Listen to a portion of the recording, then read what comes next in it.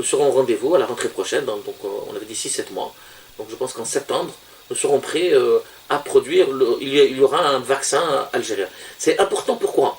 Parce que le monde entier doit être vacciné. Donc en termes clairs, si je reprends vos propos à l'instant, docteur Lotfi Ben Bahmed, il sera produit en Algérie à partir du mois de septembre prochain, puisqu'on le sait que pour reprendre une vie normale, il faut vacciner près de 70% de la population, donc l'équivalent de 30 millions d'habitants. C'est septembre, on va commencer à le produire. Il sera produit en septembre, d'après nos experts, d'après Saïdal et d'après les différentes analyses que nous avons mises en place. Nous sommes accompagnés par le Fonds russe et aussi par des laboratoires qui produisent déjà le Sputnik dans d'autres pays. Je parle par exemple de laboratoires indiens qui sont les premiers producteurs de vaccins à travers le monde et qui produisent pratiquement tous les vaccins. Vaccins chinois, vaccins russes, vaccins Astra, etc.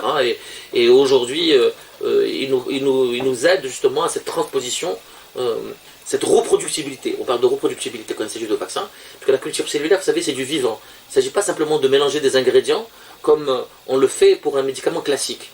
Et ça peut prendre comme ça peut ne pas prendre. Donc il est essentiel non seulement d'avoir la méthodologie, d'avoir les moyens matériels, mais d'avoir l'expertise de personnes qui ont déjà réussi cette opération de reproductibilité. Et c'est ce que nous avons mis en place. Et nous travaillons, nous sommes sans cesse, encore demain, nous avons encore une vidéoconférence avec le Fonds russe, hier encore avec nos amis indiens. Et nous serons, Inch'Allah, au rendez-vous. Vous savez, actuellement, on le voit bien, que la demande dans le monde est beaucoup plus importante que l'offre en termes de vaccins. Le monde entier veut vacciner ses populations.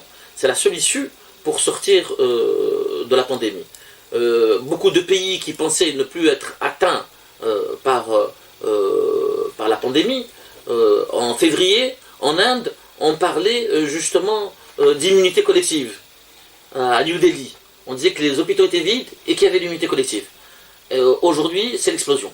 Ça reprend. Donc, il ne faut, à mon avis, la seule issue qui paraît à la fois scientifique, qui paraît à la fois opposable, c'est réellement la vaccination.